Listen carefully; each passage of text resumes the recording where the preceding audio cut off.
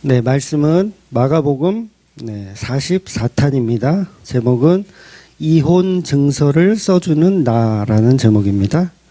마가복음 10장 1절에서 12절까지 말씀 보겠습니다. 마가복음 10장 1절에서 12절까지 말씀 같이 읽을게요. 예수께서 거기서 떠나 유대 지경에 요단강 건너편으로 가시니 무리가 다시 모였거늘 예수께서 다시 전례대로 가르치시더니 바리새인들이 예수께 나와 그를 시험하여 묻되 사람이 아내를 버리는 것이 옳으니까? 대답하여 이르시되 모세가 어떻게 너희에게 명하였느냐? 이르되 모세는 이혼 증서를 써주어 버리기를 허락하였나이다. 예수께서 그들에게 이르시되 너희 마음이 완악함으로 말미암아 이 명령을 기록하였거니와 창조 때부터 사람을 남자와 여자로 지으셨으니 이러므로 사람이 그 부모를 떠나서 그들이 한 몸이 될지니라.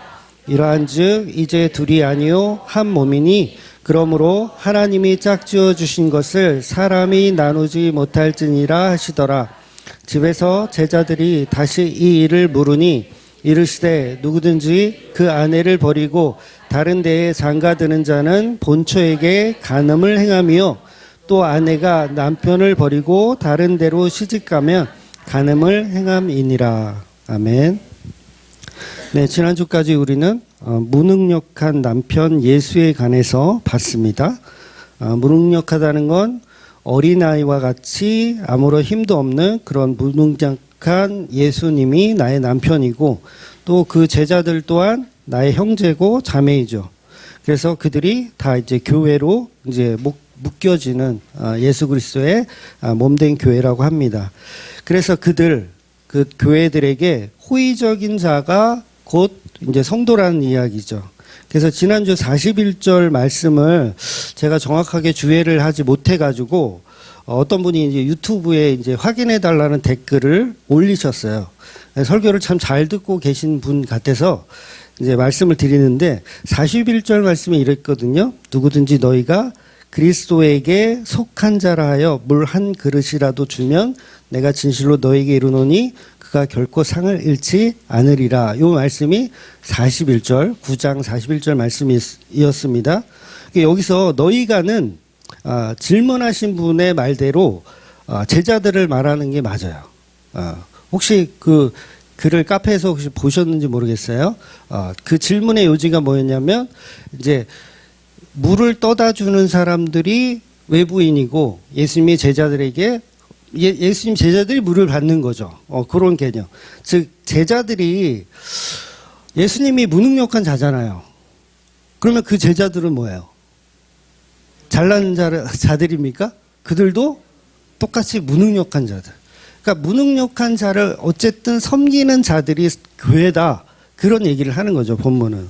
그래서 결과적으로 성도들은 무능력해 보이고 무능력해 보이는 자를 섬기는, 그러니까 예수 그리스도를 섬기는 거죠. 그런데 이 시대에는 사실 제자가 존재하지 않잖아요. 12제자가 존재하지 않잖아요. 그래서 오늘 본문을 잘못 주의하면 어떻게 돼버리냐면 제자를 우리가 섬겨야 된다. 그래서 예를 들면 제자가 누구예요? 지금의 목사들로 비유할 수 있잖아요. 그래서 목사님을 잘 섬기고 물을 잘 떠다주고 대접하면 너에게 상이 크다. 이렇게 주의하는 경우가 있거든요. 그래서 그런 해석 자체가 잘못됐다라는 얘기지 그 문장 자체는 제자들이 물을 받는 게 맞죠. 그렇게 주의하는 건 맞습니다. 그래서 사실은 무능력해 보이는 예수님을 대접하는 거, 무능력해 보이는 예수님을 믿는 거, 그리고 무능력해 보이는 교회를 믿는 게 우리 성도들의 모습이라는 거죠. 그래서 그 성도들은 같이 모여서 뭘 나눠요? 소금이라고 하는 그 맛을 내는 성령의 은혜를 같이 나누는 존재들. 그래서 그렇게 그 존재들은 그 안에서 정말 놀라운 맛을 체험하는 사람들이죠. 그러니까 세상 사람들이 보면 저런 찌질한 것들끼리 모여가지고 뭘 하나보다 이렇게 막 이상하게 생각할진 모르지만 그 교회 안에 들어와 있는 그 성도들은 뭐예요? 정말 맛있는 소금을 서로 나눈다는 이야기인 거죠. 그래서 지금은 제자들이 막 권력을 갖고 있다고 생각하고 또 앞으로도 생길 거라고 막 이렇게 큰 기대를 갖고 있지만 예수님 말씀 뭐예요? 너희들도 사실은 나처럼 무능력한 존재로 곧 내려갈 거야. 그렇게 내려가면 그렇게 내려감에도 불구하고 너희들을 섬기고 너희들에게 이렇게 찾아오는 말씀을 들으려고 찾아오는 존재가 있다면 그들이 성도다 이런 이야기를 하는 겁니다. 그러니까 뭐예요? 교회로 이제 묶어 주신다는 이야기를 하는 거죠. 물론 제자들은 무슨 얘기인지 못 알아들어요. 전혀 못 알아듣습니다. 결국은 예수님만 십자가에 매달려서 무능력한 자로 죽는 게 아니라 제자들 너희들도 사실은 십자가에 달려서 영적으로 십자가에 달려서 죽어서 무능력자로 세상 가운데 드러나야 된다는 얘기를 하시는 겁니다. 그런데도 그 무능력자들에게 말씀을 듣기 위해서 쫓아오는 사람들이 생기잖아요. 베드로가 한번 설교하면 막 몇천 명씩 회개하는 일이 벌어지잖아요. 그게 뭐예요? 교회로 이제 묶어주신다는 이야기를 하는 겁니다. 그래서 세상이 보는 시각과 우리 교회 안에서 보는 시각은 엄연히 다르다는 거죠. 그래서 결국은 내 남편도 무능력자요. 내 형제 자매도 무능력자라는 거예요.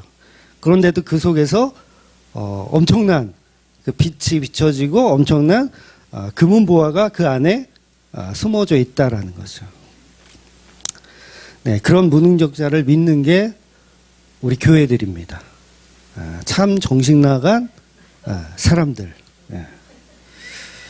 그래서 이제 곧 예루살렘 입성하면 막 호산나를 외치면서 막 신이 나서 준비하겠지만 온 천하의 무능력자로 드러날 거예요. 누가? 예수님이.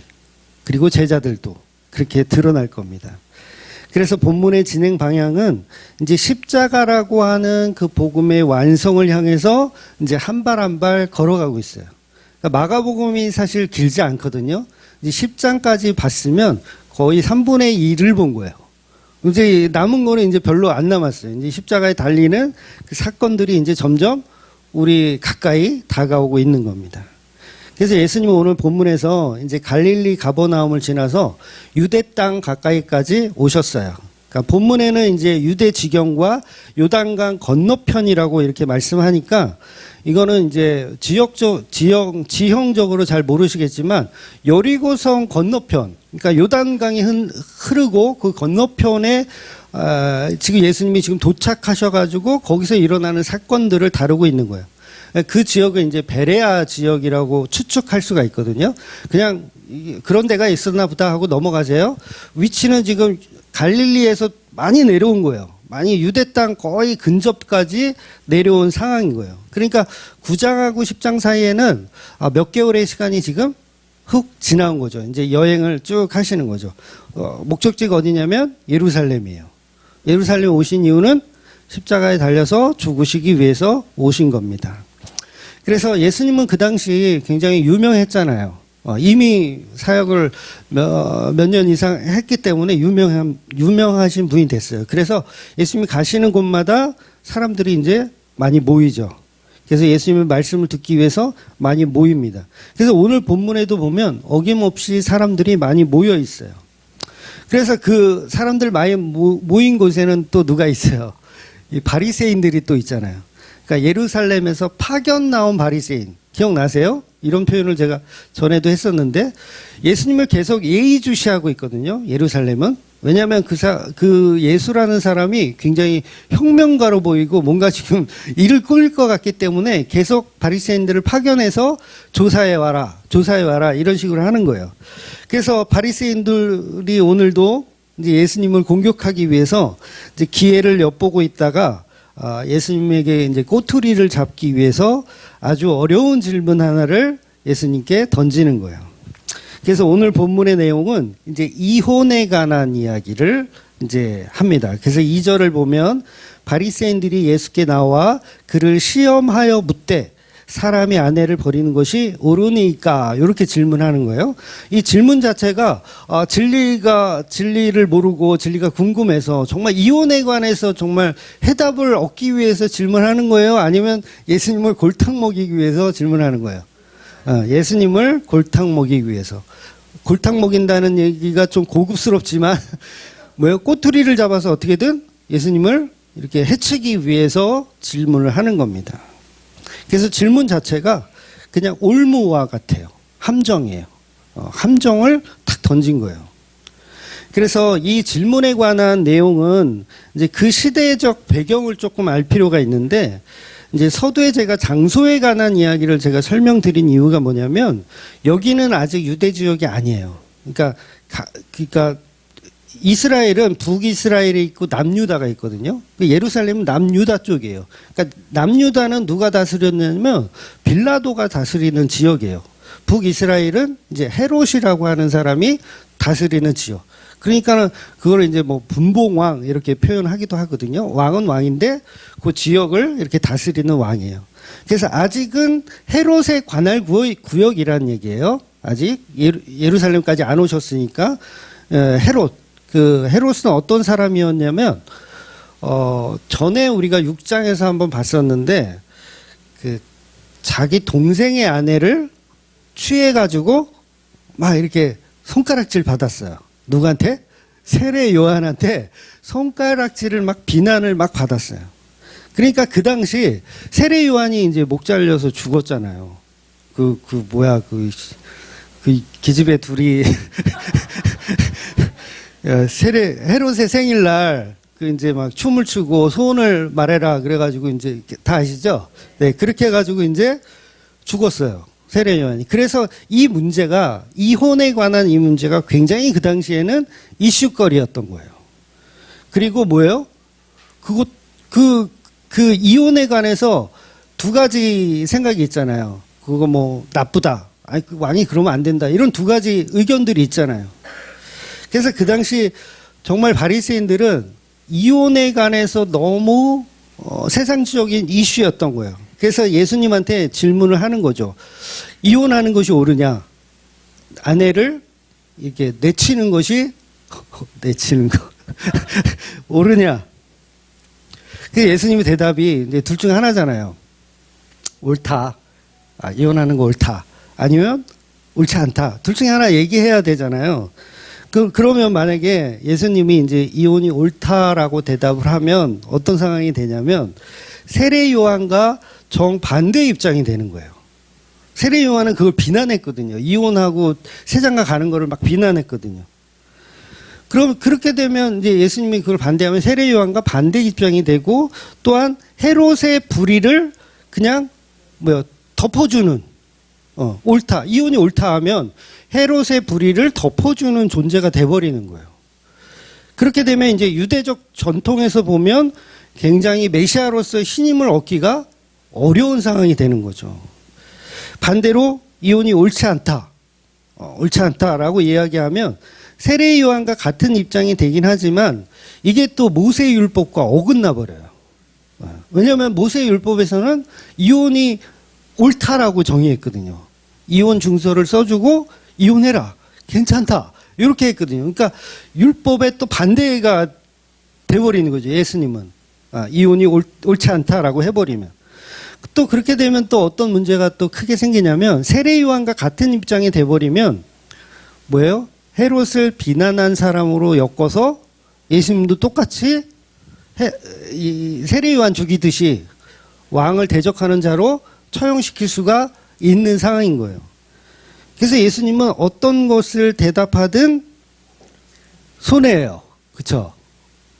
무엇을 대답하든. 여러분이라면 어떻게 대답을 하시겠습니까? 이혼 찬성 아니면 반대? 네. 저라면 나는 몰라. 그리고 막 도망을 바리새인들이잖아. 잘못 말했다가 큰일 나잖아요. 그래서 바리새인들이 보통 영악한 게 아닙니다. 준비를 나름대로 많이 했어요.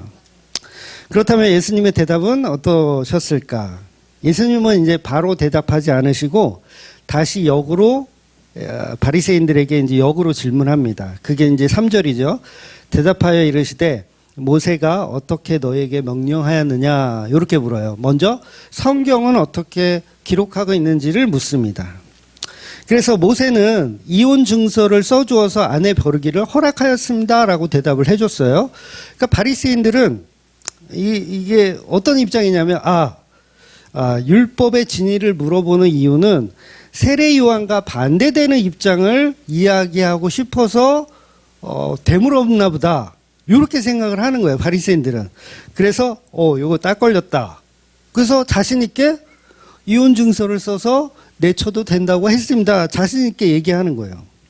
그런데 예수님은 그때부터 이제 반전이 일어나는 거죠. 어떤 반전이냐면 그 바리새인들의 대답에 빠져나갈 구멍이 생겨버리는 거예요.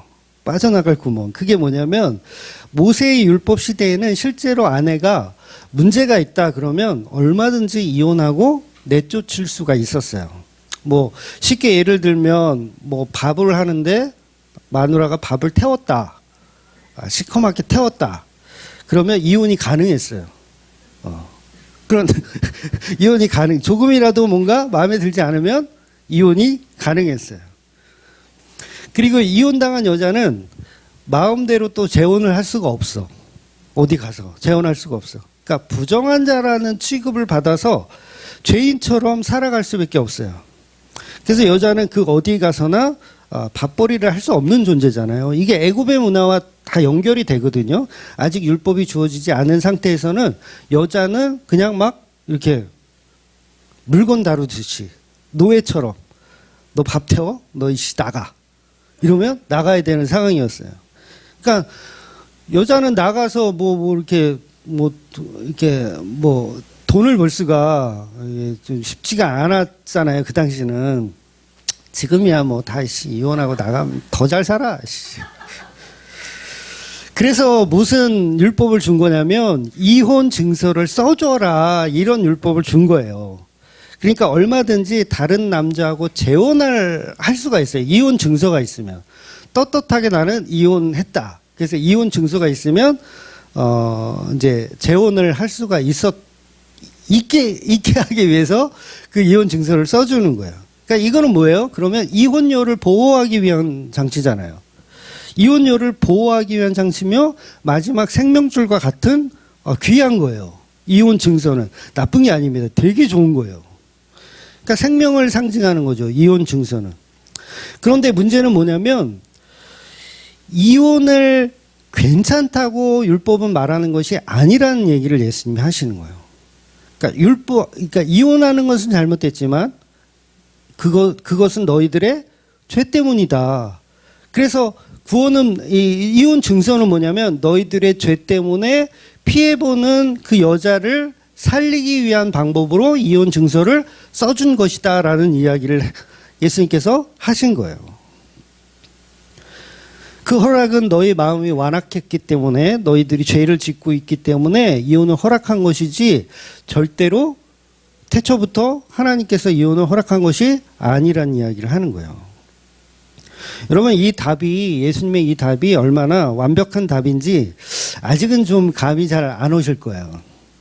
즉 예수님은 지금 이혼 문제를 창조주의 관점으로 끌어다가 설명을 하시거든요. 창조주의 관점으로. 즉 예수님은 그냥 평범한 인간이라면 이런 대답을 할 수가 없어요. 근데 예수님이 직접 결혼관을 만드셨고 아담과 하와를 만드신 분이시기 때문에 요거를 창조의 주권으로 끌어다가 설명을 할 수 있는 거예요. 그러니까 원래 남자와 여자는 하나라는 말씀을 하시는 거죠. 이걸 사람이 나눌 수가 없다. 이 창조의 경험이 없으면 설명할 수 없는 그런 부분이라는 거예요. 그러니까 헤롯이 이혼하고 동생의 아내를 취하는 것 그 자체는 위법이라는 얘기를 하는 거예요. 그건 잘못됐다. 그러니까 그를 비난한 세례 요한은 옳다 틀렸다? 옳다라고 얘기한 거예요. 세례 요한은 옳다. 그래서 두 가지를 다 잡게 되는 거예요. 예수님은 두 가지를 다 해결하게 되는 겁니다. 그래서 본문에서 바리새인들이 어떠한 반응을 보였는지 정확히 언급하고 있지는 않지만 아마 할 말이 없었을 거예요. 반박할 만한 근거가 없었을 겁니다. 즉 율법의 이혼 증서는 남자의 완악한 죄 때문에 피해보는 여성을 위해서 이혼 증서를 써주는 거. 그러니까 아내를 버려도 된다라는 얘기가 결코 아니란 얘기를 하는 거예요. 근데 헤롯은 아내를 버린 거잖아요. 버리고 새 장가를 드는 그런 개념인 거잖아요. 그래서 자기 아내를 버리는 그 죄를 수습하는 게 사실은 율법이고, 그 죄 때문에 누가 죽어요? 이혼녀가 죽잖아요. 그거를 살리는 게 이혼 증서예요. 그러니까 율법은 엄밀히 따지면 사람을 살리는 법입니다. 보통은 이거를 다 사람을 죽이는 법이라고 우리가 해석하고 이해하고 다니거든요, 율법을. 근데 율법은 처음부터 사람을 살리기 위한 이유에서 주어지는 거예요. 그래서 이혼 증서가 중요하다는 거죠. 이혼 증서가. 그게 생명이니까. 그런데 오늘날 율법을 보더라도요, 우리는 무엇이 율법에 더 중요한지 그걸 못 봐요. 그러니까 율법이 주어졌을 때 자비와 긍휼이 사실은 더 중요한 거거든요. 마태복음 23장 23절에도 예수님 분명히 11조에 관한 언급을 하시면서 그보다 더 중요한 정의와 긍휼과 믿음은 버렸다라고 얘기를 하셨거든요. 11조가 율법인데 그 율법을 너희들이 열심히 잘 지키고 있는데 뭘 버렸다? 자비와 긍휼과 은혜는 다 버린 거예요. 정의도 없고 믿음도 없고 그냥 율법을 위한 율법을 지키고 있었다는 거죠. 근데 율법은 뭐라고요? 살리는 율법. 죽이는 율법이 아니라 살리는 율법. 그러니까 무엇이든 율법의 본질을 우리는 못 보더라는 거예요. 모세가 이혼 증서가 중요하다고 말한 것이지 아내를 버려도 된다라는 말을 한 게 아니라는 거예요. 근데 이혼 증서만 써주면 우리는 어떻게 생각하냐면 얼마든지 이혼해도 된다라고 생각해 버리는 거예요. 그걸 예수님이 꼬집으시는 거죠. 그래서 율법은 죽이는 말처럼 보이지만 사실은 살리는 말이라는 거죠. 이혼 증서가 누구를 살려요? 여자를 살리니까. 그래서 하나님이 율법을 우리에게 주시잖아요. 안식일 잘 지켜라. 유월절 잘 지켜라. 할례 잘 받아라. 이런 율법들은 사실 결과적으로 뭐냐면 우리를 살리기 위한 율법이었어요. 근데 우리는 이 율법을 어떻게 생각하냐면 저 인간이 10계명을 어겼어? 그러면 돌부터 찾아. 이 찍어 죽이려고. 10계명을 어겨? 안식일을 범해? 나무하러 가? 그럼 돌부터 찾아. 죽이는 율법으로 생각하더라는 거예요. 하나님은 죽이는 율법으로 주신 게 아니라 살리는 율법으로 주셨는데 우리 인간들은 무지해서 모든 율법을 다 죽이는 율법으로 생각하더라는 거예요. 어디 한번 죽어봐. 요새 그 교통법규를 어기면 뭐 스마트 국민제보라는 게 있다고 하더라고요. 그래서 그 스마트 국민제보를 이렇게 딱 카메라로 다니다가 누가 신호위반을 했어. 그러면 그거를 이제 촬영한 거를 이렇게 신고를 하면 포상금도 주고 뭐 이런 제도가 있다고 하더라고요. 그랬을 때 그 단속하는 그 분들이 뭐 신청을 해서 그걸 뭐 이렇게 자격을 얻어야 된다고 하던데 그럼 그 단속하는 분들이 막 단속을 할 거 아니에요. 할 때 정말 나는 이 나라의 교통직서를 바로잡고 나는 정말 이 사회가 정말 깨끗한 사회가 되기 위해서 나는 이 교통법규를 한다. 저 사람 걸렸네. 안타깝다. 정말 회개하고 다음에는 안 지켰으면 좋겠다. 이런 마음으로 할까요? 아니면 저 새끼 시도 어겨라. 어겨라. 그렇지, 어겼어. 쌤통이다. 내가 반드시 내가 고발한다. 그런 마음으로 할까요? 거의 후자가 아닐까요? 제가 해본 건 아니지만 저는 후자일 것 같아요. 저만 쓰레기입니까? 그러니까 우리가 율법을 보는 시선이 이렇다는 거예요.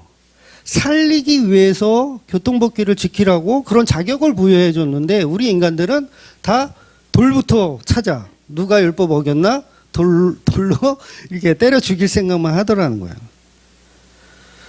그러니까 율법을 어기는 자, 그러니까 이혼이라고 하는 법을 어긴 자가 쓰는 게 이혼 증서인데 그 이혼 증서를 마치 자기는 율법 안에 자유한 자로 자기를 치장하더라는 거예요. 그래서 어떻게 해요? 이혼을 마음대로 하죠. 이혼 증서 써주면 되니까 뭐 계속 하는 거야. 밥 태웠어? 그래 너 이혼이야. 너 나가. 그런데 예수님 말씀은 이혼 자체가 불법이라는 거예요. 마치 이건 우리가 구원이 있으면 죄를 마음대로 지어도 된다라고 생각하는 것과 같죠. 이혼 증세 있으면 마음대로 이혼해도 된다라고 생각하는 거예요. 그러니까 우리 복음주의 안에도 약간 이런 복음을 그렇게 이해하시는 분들이 간혹 있더라고요. 나는 십자가 복음 알고, 나는 진리 알고, 예수님 아니까 나는 막 살아도 된다라고 생각하는 그따위 생각을 하시는 분들이 간혹 있어요. 그렇지 않아요. 모든 율법은 사람을 살리고 사람을 죽이려고 하는 게 아닙니다. 물론 오늘 이 말씀은요, 이혼은 죄다라는 이야기를 하는 게 아니에요. 그러니까 이거는 지금 과거의 율법에서 적용하는 거고, 지금 십자가로 완성된 지금 이 시대에 이혼에 관한 이야기를 하는 건 아니에요. 그건 제가 마지막 끝에 다시 한번 설명드릴게요. 그래서 인간은 이렇게 말씀을 자기 마음대로 자기를 의롭게 여기는데 적용, 해석을 하더라는 거예요. 하나님 보실 때 아내를 버리는 것 자체가 잘하는 행동이 아니라고 이야기하고 이혼 증서를 써줘서 긍휼함을 주라고 표현했는데 우리는 그걸 다르게 해석하더라는 거예요. 여러분, 이혼 증서를 써준다는 자체가 이미 나는 죄인이란 얘기예요. 이해가 되세요? 이혼 증서를 써주는 남자가 있다라면 이미 그놈은 죄를 범하고 있는 거예요. 그런데 이혼 증서를 써주면서 율법을 잘 지키는 나로 나를 치장하죠. 몇 장씩 쓰세요? 여러 장 쓰면서 막 나 이 율법 이렇게 잘 지켜. 모세가 이혼 증서를 써주라 그랬잖아. 나 이렇게 막 잘 써주고 있어. 그래서 예수님 말씀을 정리하자면 이혼은 이미 죄인이라는 거예요. 이혼은 이미 죄인인데 이혼 증서를 써줬다고 해서 너희를 의롭게 여기는 그 자체가 본질을 더럽히고 있다라는 거죠. 율법의 본질을. 근데 제자들은 조금 어려웠나 봐요. 이 설명이. 그래서 따로 예수님과 있을 때 따로 이제 한 번 더 질문을 하는 겁니다. 이혼 증서를 쓰는 율법을 지키는 것도 죄라는 이 말씀이 어려운 거예요. 그래서 예수님이 마치 산상수훈에서 하셨던 말씀처럼 구약의 율법을 재해석을 해주시는 겁니다. 그게 이제 오늘 11절 이후에 보면 누구든지 그 아내를 버리고 다른 데에 장가드는 자는 본처에게 간음을 행함이요. 또 아내가 남편을 버리고 다른 데로 시집가면 간음을 행함이라. 너무 명확하게 그냥 이혼 자체가 죄라고 간음이라고 딱 설명을 해주시는 거예요. 즉 남자가 새장가를 가기 위해서 이혼하고 새장가 가는 거, 새장가를 가기 위해서 이혼하고 새장가를 가는 거, 요거보다 간음이다라고 이야기하는 거예요. 여자도 마찬가지죠. 여자도 새로 시집 가기 위해서 남편을 버리고 다른 데로 시집 가면 역시 간음이다라고 이야기하는 거예요. 예수님이 이렇게 말씀하시는 거예요. 그러니까 이혼 증서를 써주고 나는 이혼, 재혼이 떳떳하다라고 율법을 잘 지키는 자로 자기를 치장하는 그 자체가 이미 너희들은 간음죄를 범하고 있는 상태라는 걸 설명하는 거예요. 그래서 산상수훈이라는 게 뭐예요? 이게 굉장히 센 법이잖아요. 그러니까 율법에서는 예를 들어서 100% 정도 죄를 범하면 죄인이다 했는데 예수님은 100%가 아니라 그냥 1%만 죄를 범해도 죄인이래요. 이게 산상수훈이에요. 그러니까 마음으로 여자를 보고 음욕을 품어도 죄다. 그러니까 과거의 율법에는 그걸 실행에 옮겨야 죄였어요. 율법에서는 내가 여자를 보고 실행에 옮겨. 돌려차기를 하든지 뭘 하든지 실행에 옮겨. 그러면 죄인인데 예수님 뭐라고 말씀하시냐면 그런 마음의 생각만 가져도 너는 똑같다라고 이야기하는 거예요. 그러니까 우리는 간음죄에서 자유할 수가 없다라는 얘기를 하는 거예요. 우리 인간은요, 죄에서 자유할 수가 없어요. 이미 선악과를 먹었기 때문에 그 습성이 있습니다. 여러분, 제가 코끼리 하면, 여러분 다 지금 머릿속에 코끼리를 생각하시잖아요. 순발력 퀴즈 한번 해볼까요? 옛날에 한번 했었던 것 같은데, 순발력 퀴즈. 여러분, 거북이 아시죠? 거북이. 한 5번만 해보세요. 거북이. 좀 해봐. 거북이. 세종대왕이 만든 배는 거북선. 우리가 이렇게 된다는 거예요. 세종대왕은 거북선을 만든 적이 없으세요.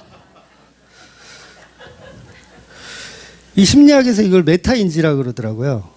그러니까 우리는 죄에서 자유할 수가 없어요. 그러니까 나오고 싶어. 막 거북선 이렇게 나오고 싶어. 하나 더 해볼까요? 컨닝. 막 몰래 보는 거. 컨닝. 한 5번만 해봅시다. 시작. 컨닝. 미국의 초대 대통령 이름은? 이게 안 먹히네, 이게. 한 3명은 링컨 했어요. 3명은 링컨 했어. 그러니까 선악과를 생각하지 마라, 먹지 마라 해도 우리는 먹을 수밖에 없는 존재라는 거죠. 그래서 우리는 죄에서 자유할 수가 없어요. 그런데 인간들은 그 율법을 이용해서 자기가 죄인 아님을 치장하는 데 삼더라는 거예요. 죄를 알게 하라고, 너 죄인이야 라는 걸 알게 하라고 율법을 주었더니 그 율법으로 자기를 치장해요. 나 율법 잘 지키는 자 이러면서 치장해요.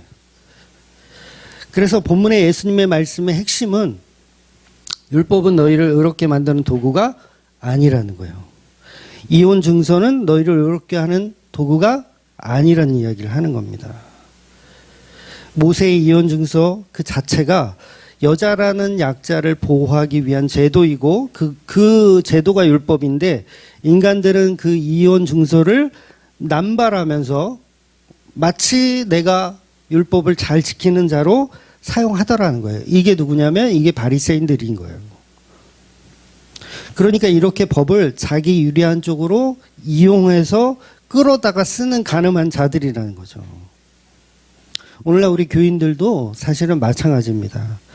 구약의 십계명을 주면서 내 마음과 정성으로 도저히 십계명을 지킬 수가 없다라는 것을 발견해야 되거든요. 없어요. 못 지킴을 발견해야 돼요. 죄인임을 깨달으라고 십계명을 주신 거예요. 근데 우리는 그걸 다 지켜냈다고 하면서 나는 조지 워싱턴을 이야기했다라고 하면서 나는 거짓말 안 했다라고 하면서 나는 세종대왕이 거북선을 만든 적이 없다라고 분명히 말했다고 하면서 뭐요? 자기를 치장하는 데 사용하더라는 거예요. 그런데 우리는 이미 어느 순간에 거짓말을 하고 있고 십계명을 어기고 있다라는 거예요. 링컨을 이야기한 나 거짓말 했잖아요. 거북선 이순신의 거북선을 아니 세종대왕의 거북선을 이야기한 나 이미 거짓말하고 있는 거예요. 왜냐하면 이 세상이 그런 구조로 돌아가고 있어요. 그러니까 선악과를 안 먹을래야 안 먹을 수 없는 존재라는 거죠. 그래서 선악과를 만든 이유는 너희는 그 선악과를 먹을 수밖에 없는 죄인이라는 것을 깨달으라고 선악과를 잘 보이는 곳에 이렇게 두신 거예요. 그런데 선악과 안 먹은 나를 치장하죠. 나는 안 먹었어. 이러면서. 나는 링컨이란 얘기를 안 했어. 이러면서. 생각 외로 안 넘어가네. 이렇게 인간들은 그 십계명의 율법을 다 지켰다고 하면서 율법을 통해서 자기 의로움을 드러내려고 하더라는 거예요. 그래서 17절에 가면 누가 나오냐면 부자 청년이 등장해요. 그래서 이 부자 청년이 자기는 십계명 다 지켰다라는 얘기를 해요. 그러니까 율법으로 자기를 열심히 치장하고 있는 거죠. 나 다 지켰다. 그래서 오늘 본문의 시청각 교육이 사실은 그 부자 청년의 이야기인 거예요. 오늘 본문하고 딱 매치되는 이야기죠. 그래서 너 율법 지켰니? 그랬더니 다 지켰대요. 그래서 예수님 뭐라 그래요? 너의 재산을 가난한 사람들에게 다 나누어주고 그럼 나를 따라와라. 십계명을 다 지켰다면 분명히 그게 가능하거든요. 근데 이 부자 청년은 거짓말하고 있었던 거예요. 왜냐하면 본인이 본인을 속이고 있던 거예요. 내가 마치 십계명을 다 지킨 자라고 생각하고 있는 거죠. 그런데 이미 하나님 사랑과 이웃 사랑을 못하고 있던 거예요. 부자 청년은. 그러니까 그 거짓말이라는 게 스스로가 들통이 나서 고민에 빠졌고 결국은 예수님을 따라오지 따라가지 못하게 되는 거죠. 결국 오늘날 우리들도 마찬가지입니다. 11조를 잘 드리는 나, 주일 성수를 잘 하고 있는 나, 새벽기도 잘하고 있는 나, 예배 잘 드리고 있는 나, 이혼 증서 잘 써주고 있는 나, 이러면서 율법으로 자기를 치장하고 있더라는 거예요. 그 자체가 죄인인지도 모르면서. 그러니까 이혼 증서를 쓴다는 자체가 죄인들이 쓰는 거예요. 이건 이혼이라는 아내를 내쳐야겠다라는 간음을 저지른 자들이 이혼 증서를 쓰는 건데 앞에 거를 다 잊어버리더라는 거예요. 이혼 증서 잘 써주고 있는 나만 드러내고 있다라는 거죠. 그러니까 우리가 예수님을 믿고 예배드리고 교회에 모이는 것은 예수님의 사랑과 은혜 때문에 모여야 하는데 신앙 좋은 나를 치장하기 위해서 그런 분들 많이 있잖아요. 율법을 잘 지키는 나를 치장하기 위해서. 목사는 어때요? 설교 잘하는 나를 이렇게 돋보이게 하기 위해서. 교회에서 사업을 하고 다른 봉사자들도 마치 자기의 가치를 뽐내기 위해서 그렇게 교회 생활을 한다면 우리도 동일한 간음한 자들이라는 거죠. 그러니 우리가 다 예수님이 말씀하시는 간음자들이고 오늘 우리가 죄인이라는 것을 알아가야 한다는 겁니다. 본문에서 예수님은 이혼하는 자를 간음하는 자다라고까지 굉장히 심하게 말씀을 하시는 거예요. 이건 가벼운 지적이 아니죠. 간음이란 표현을 제자들에게 이렇게 표현할 때는 간음은 우리가 생각하는 간음은 그냥 뭐 바람 폈나 보다 뭐 이 정도 생각하지만 실제로 예수님 당시만 해도 간음이란 죄의 결과는 뭐였냐면 돌을 들어서 쳐 죽이는 그런 죄목이에요. 예수님 그 얘기하는 거예요. 이혼하는 자는 어떻게 해야 된다? 돌을 쳐서 죽여야 된다는 얘기를 하는 거예요. 그러니까 예수님 당시에도 이렇게 센 말씀을 예수님 지금 오늘 본문에서 하시는 거죠. 그러니까 무척 강한 메시지야. 오늘 본문이 무척 강한 메시지. 그런데 문제는 이러한 말씀들을 우리가 또다시 문자적으로 이해해서는 안 된다는 거죠. 이게 아까 말씀드린 이제 현대판 이제 이혼 이걸 적용하는 일부 몰지각한 사람들이 있다는 거예요. 본문의 이 말씀은 목사들이 예식장에서 이렇게 주례할 때 쓰라고 주신 메시지가 아니에요. 네. 하나님께서 둘을 짝지어 주셨으니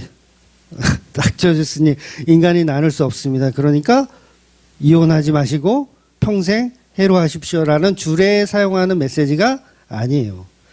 그럼 그 메시지는 오늘 본문의 메시지는 뭐냐? 예수님과 신부된 교회에 관한 이야기를 하시는 거죠. 그러니까 모세의 율법 자체가 예수님과 신부된 교회에 관한 이야기를 계속 하고 있는 거예요. 그러니까 결국은 그 여자를 살리는 신랑 예수님 이야기를 하는 거죠. 그러니까 이혼 증서라는 게 뭐예요? 여자를 살리는 법이잖아요. 그러니까 물론 예수님은 우리에게 이혼 증서를 써줘서 내치는 분은 아니세요. 예수님이 이혼 증서를 우리에게 안 써주십니다. 그런데 이런 뜻을 모르고 오늘날도 기독교인은 이혼을 하면 안 되지라고 이야기하는 사람들이 의외로 많이 있어요. 근데 그건 그냥 종교적 해석일 뿐입니다. 기독교는 그런 이야기를 하는 게 아니에요. 그래서 성경은 100년 안에 썩어 없어질, 물론 제 주장이긴 하지만 100년 안에 썩어 없어질 것들에 대한 이혼이나 재혼에 관한 이야기를 하는 것이 전혀 아니라는 거예요. 예수님은 이 땅에 무질서한 성윤리와 부부관계를 회복하기 위해서 이 땅에 오셔서 십자가를 지신 게 아니라는 거예요. 오히려 예수님이 오시잖아요. 그럼 가정에 불화가 생겨요. 부부가 좋던 부부 사이가 오히려 더 깨지고, 물론 이제 한 사람만 믿을 때 가정의 평화, 개뿔, 평화가 없어요. 그래서 복음은 누구랑 나누는 거예요? 죄인들하고 나누는 거예요. 계속 나누는 거예요. 그런데 이런 율법을 우리가 부부싸움 하지 말라는 어떤 그런 바로 적용이라고 할 수 있겠죠. 그런 식으로 사용해서는 안 된다는 거죠. 예수님의 말씀은 율법을 뛰어넘는 말씀으로 영적인 이혼에 관한 이야기를 하시는 겁니다. 성도와 예수 그리스도에 관한 이혼에 관한 이야기. 그러니까 너희가 나를 버리고 마귀와 짝한다. 그게 뭐다? 간음이다라는 얘기를 하시는 거예요. 그래서 본문 12절에 보면 예수님이 또 아내가 남편을 버리고 다른 데로 시집가면 간음을 행함이라 이런 표현을 하시거든요. 아내가 남편을 버려요. 지금 본문에 예수님 그렇게 표현하거든요. 아내가 남편을 버려. 이게 가능할까요? 이 당시? 불가능한 얘기를 하시는 거예요. 여자는 남자를 버릴 수가 없어요. 유대 사회도 마찬가지고요. 애굽 사회도 마찬가지예요. 그런데 왜 말도 안 되는 얘기를 하시죠? 이건 영적인 이야기를 하고 있다라는 이야기예요. 그러니까 그 당시 유대 사회에서 결코 여자가 남자를 버릴 수가 없습니다. 로마 사회도 마찬가지예요. 로마 사회도 사회적으로 이혼의 주도권은 무조건 남자가 갖고 있어요. 여자가 남자를 어떻게 버려요? 불가능한 거예요. 그러니까 쉽게 예를 들면 집에 키우던 강아지가 있어요. 표현이 죄송해요. 강아지가 집주인이 마음에 안 들어. 너 씨 나가. 여기 내 집이야. 키우던 개가 그럴 수 있어요? 없죠. 똑같아요. 그러니까 여자는 남자를 버릴 수 없는데 예수님은 이 표현을 하는 거예요. 여자가 남자를 버려도 간음한 죄다. 이 얘기는 이 사회에 적용하라고 주시는 말씀이 아니라는 거죠. 그래서 이 말씀은 지금 이 사회에 적용하는 그런 우리들의 뭐 이혼 문제, 그런 문제를 다루고 있는 것이 아닙니다. 지난주 말씀드린 대로 두 사람이 환경적으로 어렵다. 그런데 그걸 사랑으로 극복하면 돼요. 부부가 환경적으로 어려워. 그러면 갈라서게 되거든요. 근데 사랑으로 극복하면 돼. 여러분 이혼도 잘하면 행복할 수 있어요. 네. 가급적이면 이혼을 안 하고 푸는 게 좋지만, 가급적이면 안 하고 푸는 게 좋지만 서로 노력할 만한 사랑도 없다. 그러면 그냥 깨끗이 갈라서는 게 현명합니다. 물론 이제 문제는 이제 중간에 아이들이 끼어 있으면 그 아이들이 성인 될 때까지는 좀 참다가 성인 됐다. 그때까지도 우린 서로 사랑이 없는 것 같다. 그러면 깨끗이 갈라쓰셔도 됩니다. 괜히 막 목사들이 이혼은 막 죄악이다. 뭐 하나님이 그런 얘기에 속지 마세요. 그러니까 본문은 그런 얘기를 하고 있는 게 아니라는 거예요. 그래서 물론 안 하시는 게 좋죠. 신중하게 결정하셔야 되죠. 그러나 사랑이 정말 없는 것 같다라고 하면 깨끗이 이혼해도 아무 상관이 없다라는 거예요. 본문은 그런 사람들의 이혼 문제를 이야기하는 게 아니라 예수라는 신랑 그리고 신부된 교회가 인간의 힘으로 나눌 수 있다 없다? 나눌 수 없다라는 얘기를 하는 거예요. 그러니까 누가 잡고 있다라는 얘기예요? 신랑 예수님이 잡고 있다라는 거예요. 나 너하고 이혼 안 해. 그런데 여자는 그게 불가능해요. 여자는 나 예수 당신 남편 싫어. 당신 나가. 나 여기서 살 거야 혼자. 이게 불가능하다는 거죠. 야고보서 4장 4절 말씀 볼게요. 가늠한 여인들아 세상과 벗된 것이 하나님과 원수됨을 알지 못하느냐. 그런지 누구든지 세상과 벗이 되고자 하는 자는 스스로 하나님과 원수되는 것이니라. 예수님 요 말씀을 하시는 거예요. 세상과 부부할래? 아니면 예수인 나하고 부부할래? 그 얘기를 하시는 겁니다. 그래서 예수님은 우리에게 이혼 증서를 써주시는 분이 아닙니다. 이혼 증서는 누가 쓰냐면 죄인들이 쓰는 거예요. 우리 죄인들이 이혼 증서를 쓰는 거예요. 율법의 국률함도 모르고 율법을 죽이는 율법으로 사용하는 자들이 쓰는 거죠. 그런데 율법의 국률함을 아는 자들은 뭐예요? 끝까지 그 아내를 데리고 살죠. 밥을 좀 태워도 데리고 살죠. 근데 죄인들이 이혼 증서를 써주는 거예요. 그리고 이혼 증서를 쓰는 고인간들이 죄인인데 그걸 자기 가치로 삼고 있더라는 거죠. 율법을 잘 지키는다.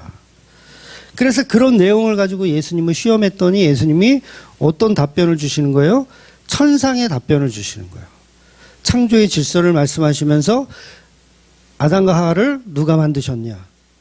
하나님이 만드셨고 이 둘을 짝지어준 건 하나님이다. 그러면 이건 누구에 대한 이야기냐? 신랑 예수와 신부된 교회에 관한 이야기다. 그래서 저와 여러분은 날마다 그 짝지어 주신 은혜, 그거를 잊지 않고 혹시 간음하고 계시다면 빨리 예수님에게로, 이혼 증서가 없어요. 우리는 다른 데 못 가요. 바알이나 뭐 석가나 이런 데 이혼 증서를 찾아봐도 이혼 증서가 없어. 그래서 못 가요. 그럼 어떻게 해야 돼요? 빨리 신랑한테 다시 돌아오시는 저와 여러분이 되시기를 주의 이름으로 축원드리겠습니다. 아멘. 기도하겠습니다.